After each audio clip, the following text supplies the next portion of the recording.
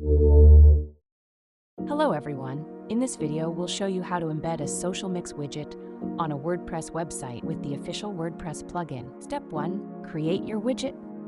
Start by opening the Mirror app website. Sign up or log in if you already have an account. Then click Create New Widget. Choose Social Mix Feed from the widget options. Step 2. Customize the design. Select multiple sources from different social media platforms. Then go to the Design section to edit what you want to display on your website.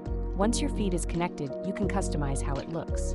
Adjust the layout, card style, spacing, and other design settings to match your website. When everything looks right, click the Publish button and copy the WordPress shortcode in just one click. Step 3. Add it to WordPress. Log in to your WordPress account, go to the Plugins section, and type Mirror app into the search bar. Select Mirror app Social Mix. Then click Install and Activate. Now click the Edit Site button.